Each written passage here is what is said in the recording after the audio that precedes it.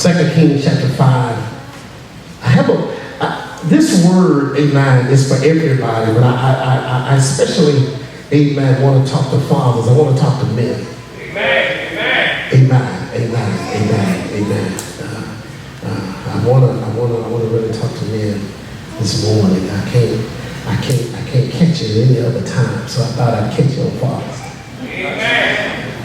Y'all looking at me, okay? It is what it is. Amen. Chapter 5, verse 13 and 14. Amen.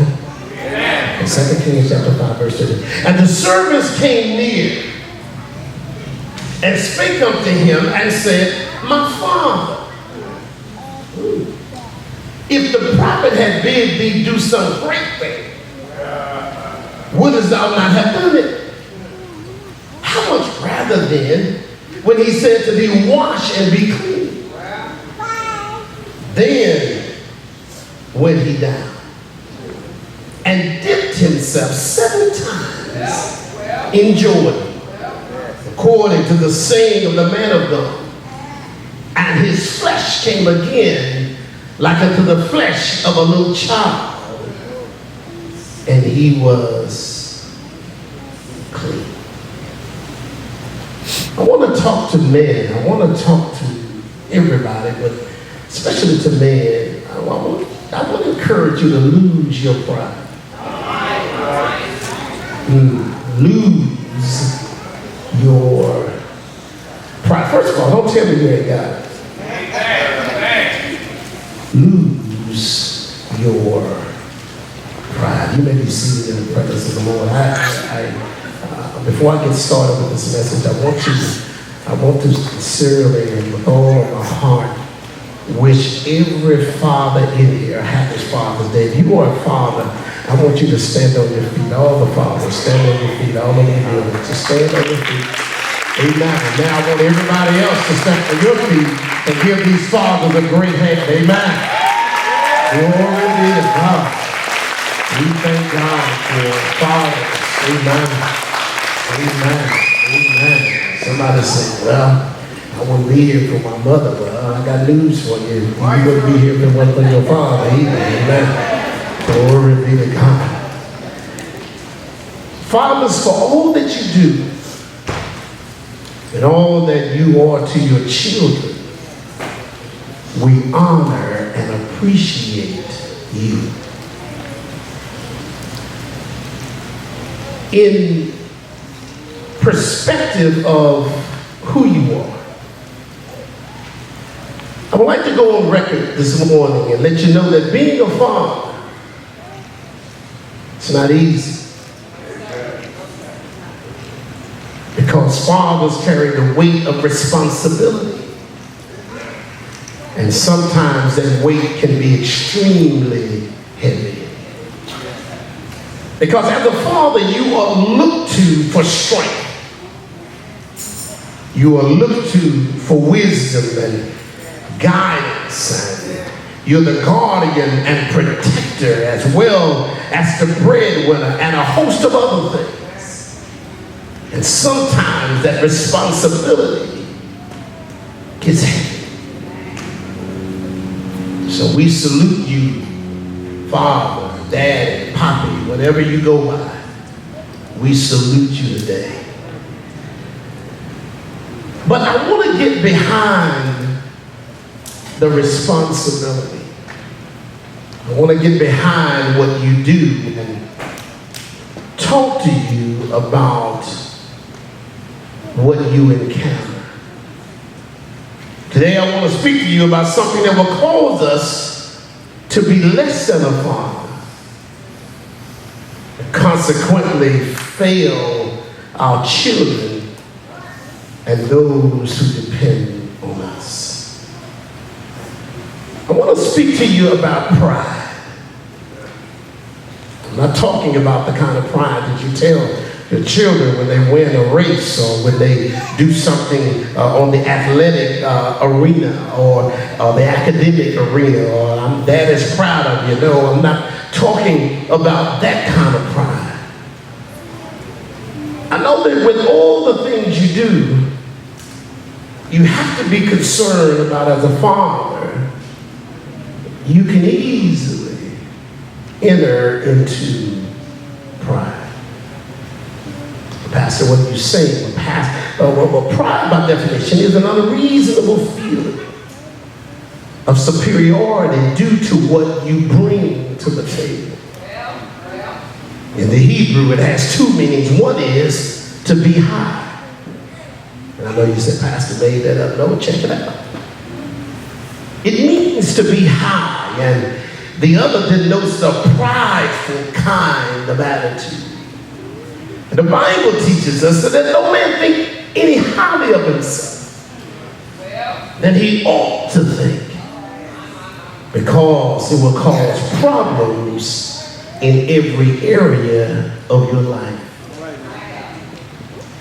Your marriage has problems when you think you're the only one that matters. Your relationship with your children suffers when you think the only word that matters is yours. Your relationship with your friends and your co-workers, your brothers and your sisters in the Lord, suffers when you think that you are the most intelligent person in the room. And the only opinion that matters is yours. My brothers, can I tell you that pride is a tricky thing? Because it takes the good you do and the good that you have done and uses it against you. It affects your mind, causing you to think more highly of yourself than you ought. But not only does pride affect your relationship with people, it really affects your relationship with God. The word says God hates pride. Because of what it does to his people, God has declared and decreed that I hate pride, because when people are being led by the spirit of pride, they hinder themselves from being blessed of God. And when the spirit of pride is in control of your life, it speaks louder than the word of God in your spirit, because it makes you feel that you are in control and not God. And when you feel like you're in control, you don't cry out to God in prayer. You don't lift the name of the Lord in praise. You don't follow the guidance of the Holy Spirit, because you think that you are in control. And when you think you are in control, you don't listen to nobody. Don't look at me like that, because I know, because there are times that you are confused, and there are times that you are afraid, and there are times that you're stressed, but pride has made you think that you are in control. But I want to ask you something this morning. What do you do when you have no control over anything? And the thing you need to happen, you can't make it happen. Oh God, can I be real? Situations like that send men into a frenzy. When our efforts fail, when our best is not good enough, when our plans and our work fall short of our intent, we get crazy with pride, and we refuse help because we don't want to appear weak. We hold it internally because we don't want our image to be tainted. We even hurt the people that love us because pride has us insane, doing the same thing, expecting a different result. Pride feeds an already frail ego with lies and fables, causing us to miss the hand of God trying to deliver us. And I don't know about you, men, and I know we gotta act strong, and we gotta act like we're almighty, and we gotta act like we got it all together. But I believe there's at least 3 men in here that would say amen to the fact that sometimes pride gets me out of the will of God. I need somebody to be real with me this morning. I don't call on God because I'm supposed to be a man.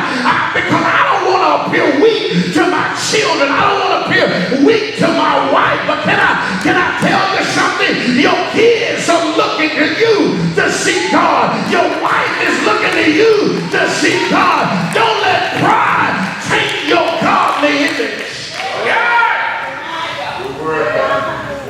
In the text, we see a man by the name of Naaman. And his name means pleasantness. But he wasn't pleasant to look at, nor to deal with. Naaman was the chief commander of the Syrian army of Ben-Hadad II, and during the reign of Joram, the king of Israel. And Naaman was highly favored by the people because of the victories the Lord had brought to the nation through him. And in many ways, Naaman lived up to the meaning of his name, but this pleasant man had an ugly problem. The Bible said he was a leper.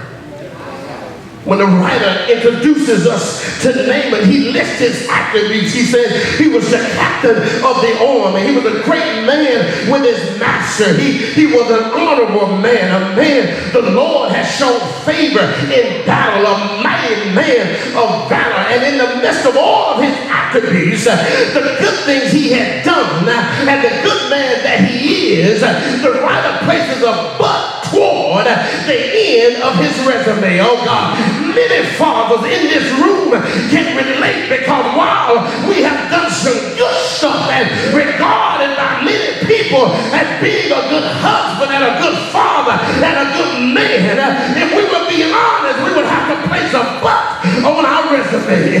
For the most part, pleasant men, pleasant to the family and pleasant to the community and pleasant to the church, but we got a problem.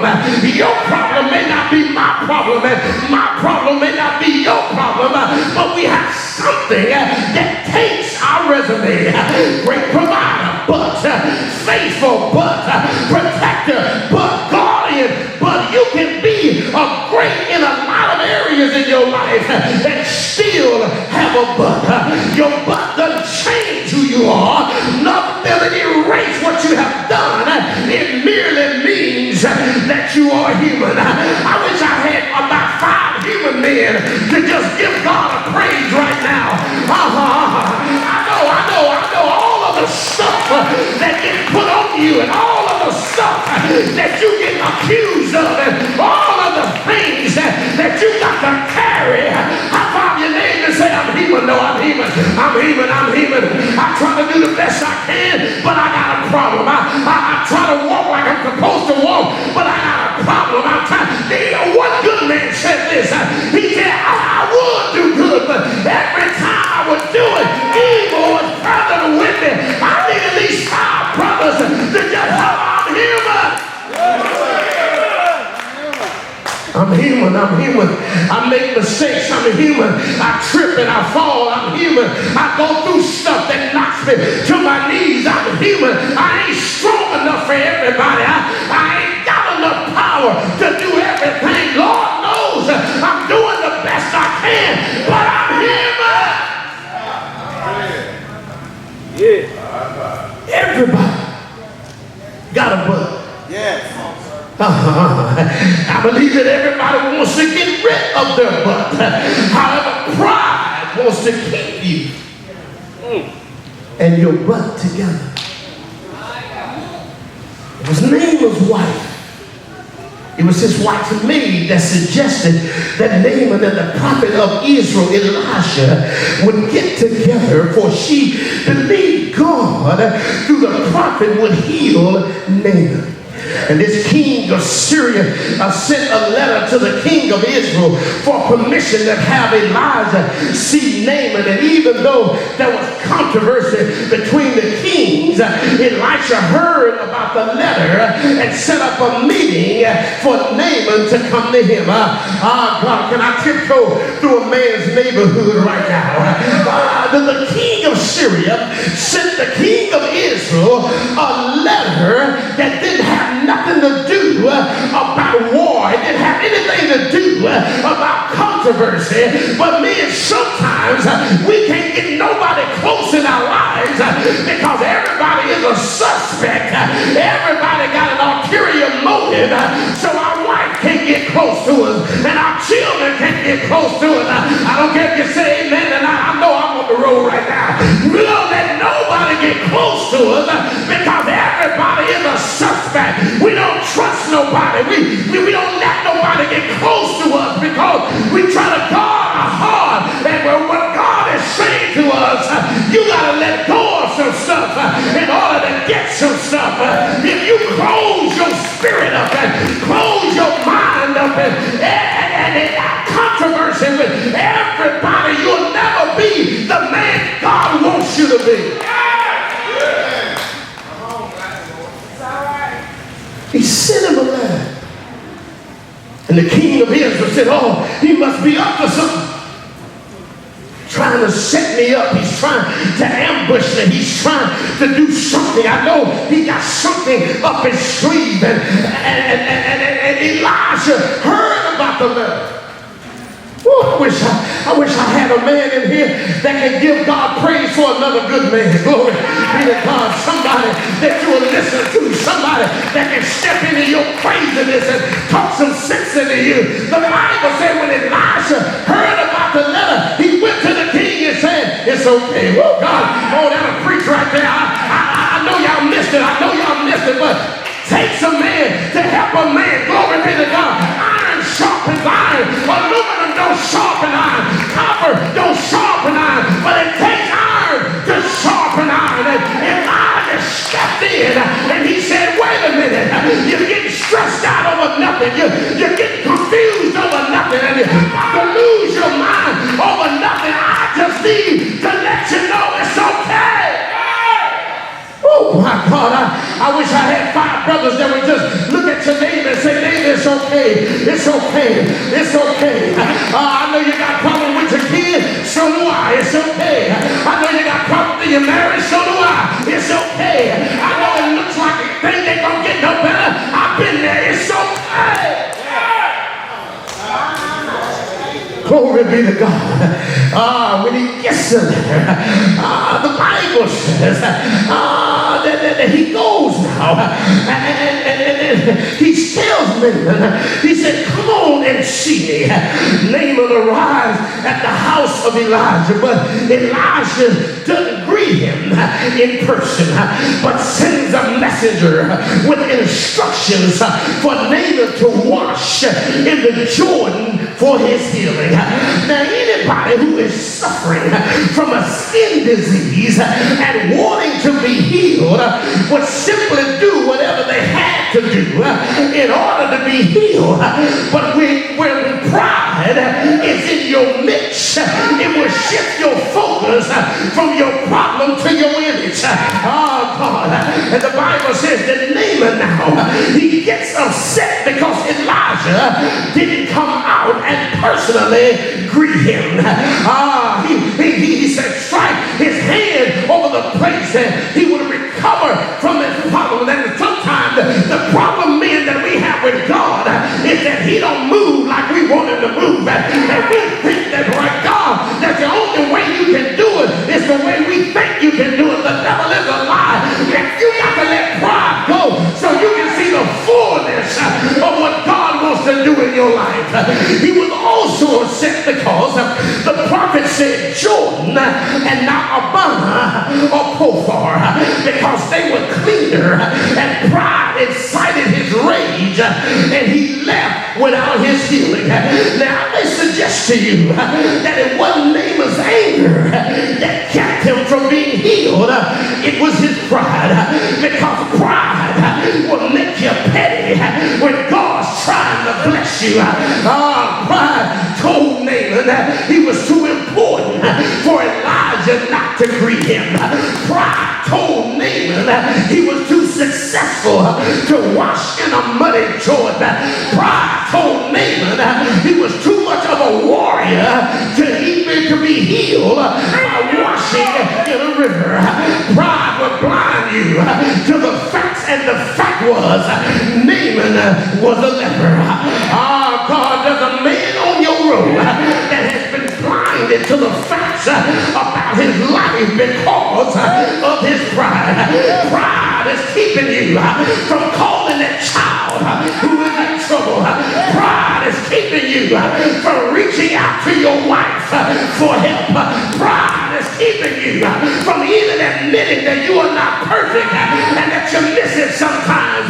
Pride is keeping you from obeying the word of your God. Oh, you could be a better husband if it wasn't for your pride. You could be a better father if it wasn't for your pride.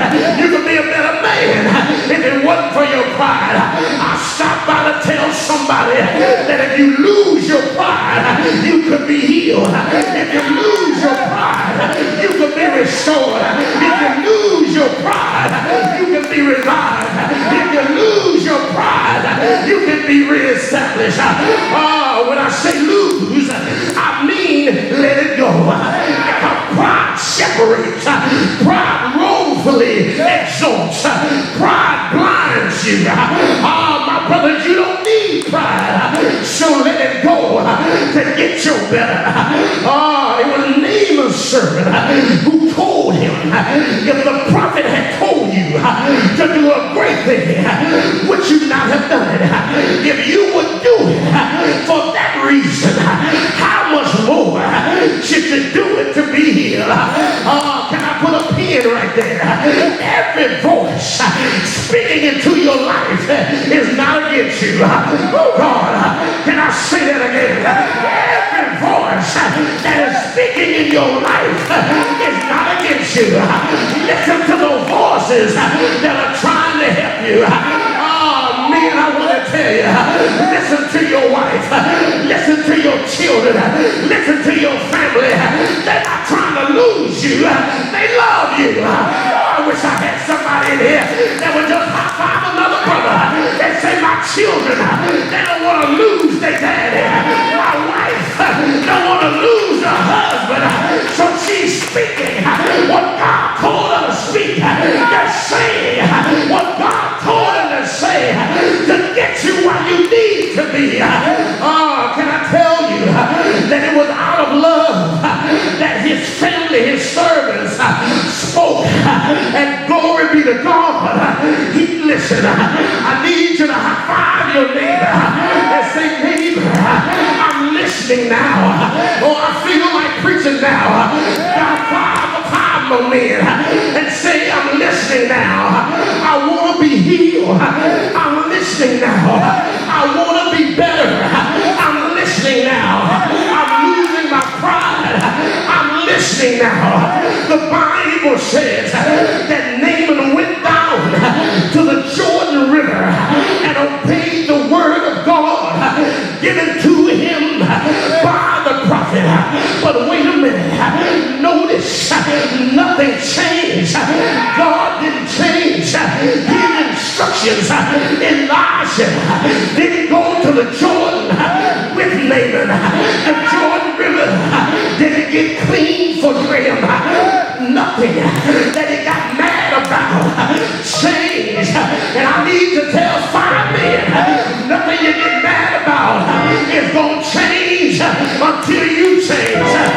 Find a neighbor and say, neighbor, God will bring about the change, but he's going to use you to change your environment, change your situation, change what you're going through. Oh, I need to tell about 3 of y'all, let your pride go. Let it go so you can be healed. Let it go so you can be delivered. Let it go so you can be saved. Let it go so you can be established, so you can be renewed and be better in every area of your life. The Bible says that Naaman lost his pride. I say it again. Naaman lost his pride. Let me say it one more again. Naaman lost his pride, but he didn't just lose it. He stepped into his better. Find your neighbor and say, neighbor, your better is waiting on you losing your pride. The Bible says that he stepped into the Jordan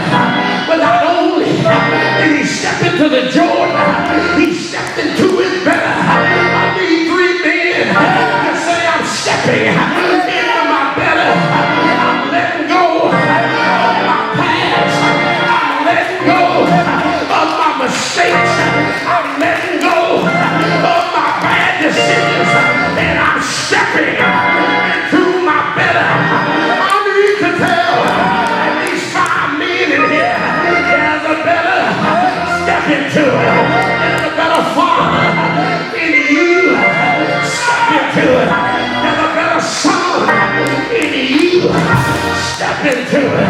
When Naaman stepped into the Jordan, the Bible said he dipped 7 times.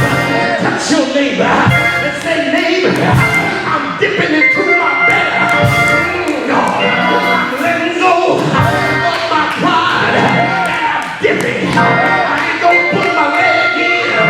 I'm dipping. I'm gonna put my feet in, my leg in, my torso in. I'm going all the way because I need to be better in every area of my life.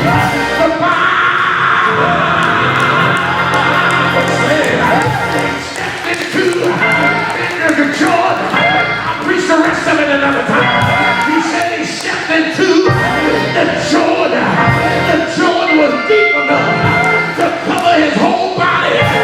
Tell your neighbor, God got me dipping into some stuff that's deep enough to change my mind, to change my attitude, to change my heart, to change my perspective.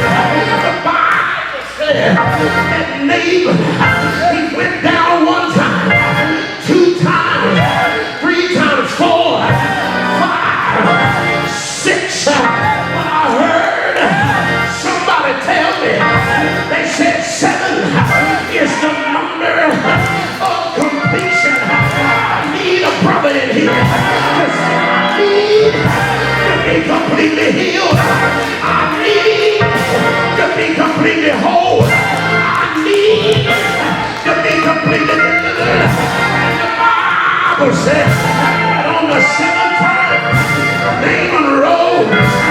Oh God. And the leprosy was gone. Naaman rose. And his skin was like that of a baby. Can I tell you that when Naaman preached rose, when Naaman stepped into the pool out the 7th time, God gave him a fresh start. God gave him a new beginning. God said, it don't matter what you've been through. It don't matter what everybody said. It's now. It's now. It's now. Step into your new beginning. Step into your new destiny. Because I heard that the steps of a good man are ordered by God. God has set a destiny for me, and Naaman stepped into it. I need at least 15 to say, Lord, step me. I'm stepping in it. I'm stepping in it. Because you're going to bring a new man out of me. You're going to bring a new husband out of me. You're going to bring a new father out of me. Oh God, I heard him say that if any man be in Christ, he's a new creature.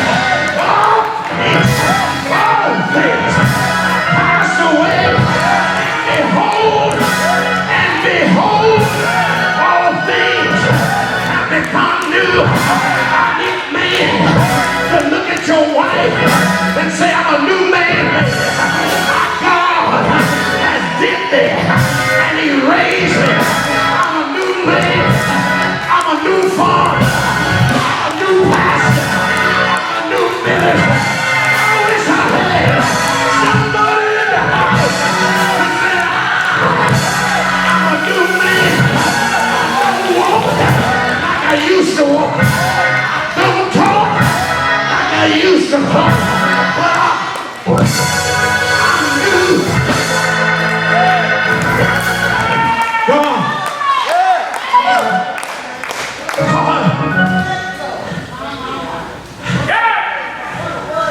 You're not. I saw this on Facebook. Now everything on Facebook ain't bad. Y'all missed it. But I saw this on Facebook, and it said this: you're not starting from the beginning. You're starting from experience. Y'all missed it. I already been through hell, and I already paid for my faults, and I already paid for my disgraces. But God has given me a brand.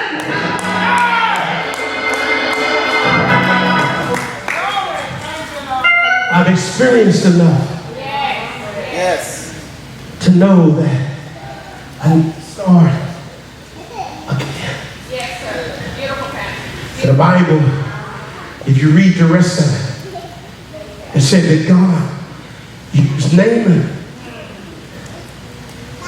to do exploits. But it all started when he let go of his pride. I want to tell a father in here that God wants to do a new thing in your life. Dad, all of us got a butt. Oh, I know. We don't want to, we up in church this morning. We don't want to admit that we got a butt.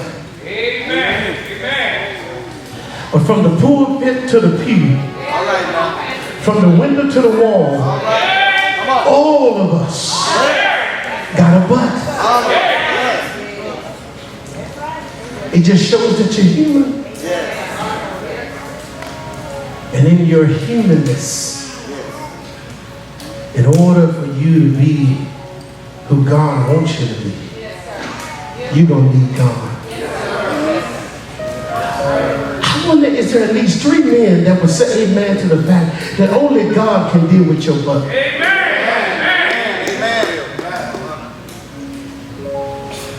A doctor can't heal you of your butt because your butt is internal. It's in your spirit. Pride is not cancer to the body. It's cancer to the spirit. And only God can heal you. Glory be to God. I want all the fathers to come up. I want to pray for you.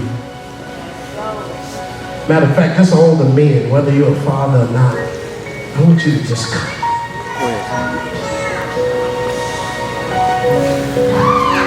Because there's a lot that's on you. You shoulder the weight and the responsibility of a lot of things. Some of y'all got 6 jobs and still trying to maintain everything else in your life. Good to see you, Brother Darcy. Some of y'all have been through hell. Yeah, I know. And it looked like sometimes people, when a man goes through hell, sometimes people just wait on him outside of the hell that he goes through to tell him, okay, now what you gonna do now? And I know men that sometimes you don't get no understanding, you don't get no sympathy, you don't get nothing because of how God wired you. But men, I want you to know that we bleed too. We suffer too. And we go through.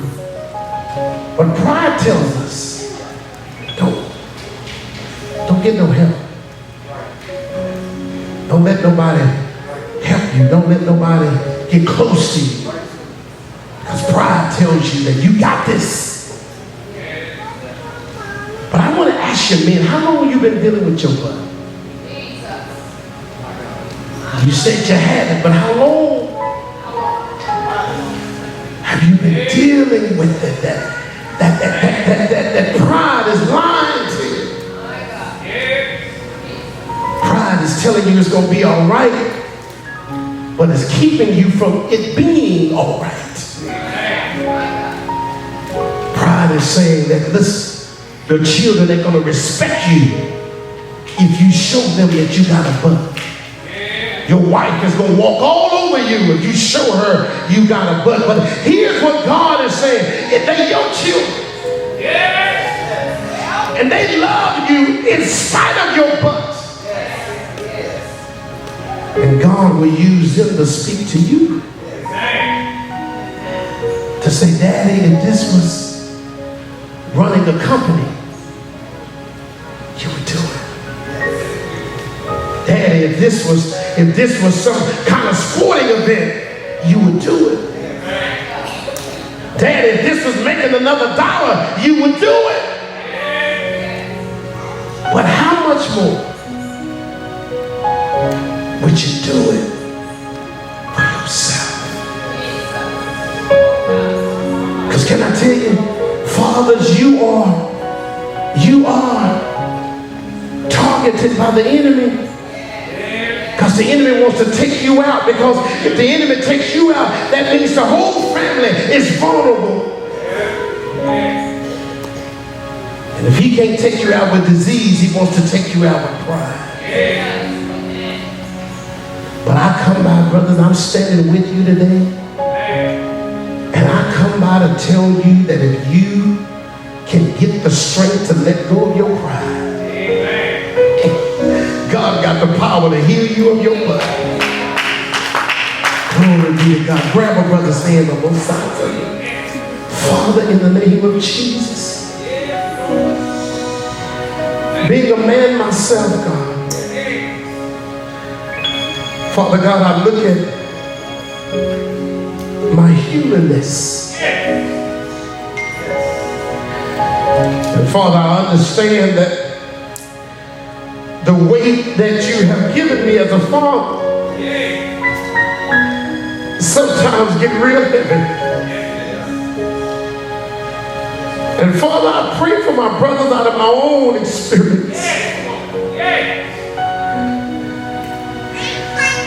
Father, we've stayed on jobs that we can't even stay because of our responsibility. Father, we make sacrifices because of our responsibility. We put ourselves on the back burner and put everybody else on the front burner, God, because of our responsibility. And sometimes, God, bearing the weight of fatherhood, we get weak, we get stressed, and we get weary, God. But we keep trying to do it, and we keep trying, we keep getting up in the morning, and we keep pushing through, Father. And sometimes it's not responsibility, it's image. But Lord, I pray for my brothers like I prayed for myself. That God, you would show us that we are greater than our blood, Father.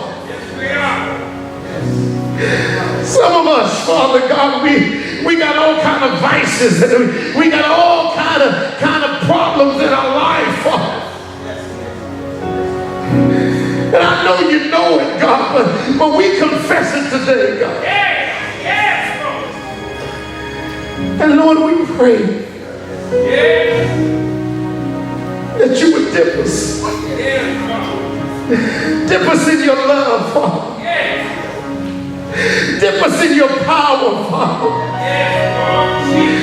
Dip us in your destiny, your will for our lives, Father. Give us the strength, Father, to step into, God, what you've already prepared for us. And Lord, I pray that every dip we take, Father, heal my brother. Every dip we take, deliver my brother. Every dip we take, make us better, Father.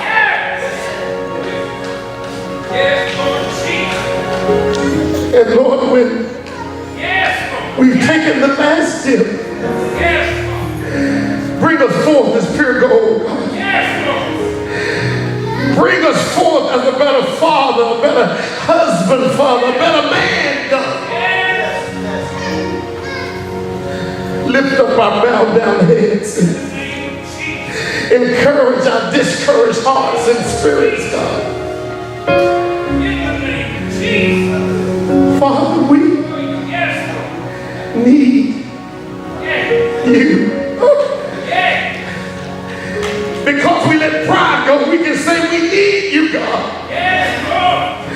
Because we let pride go, we can say, Lord, help us, God.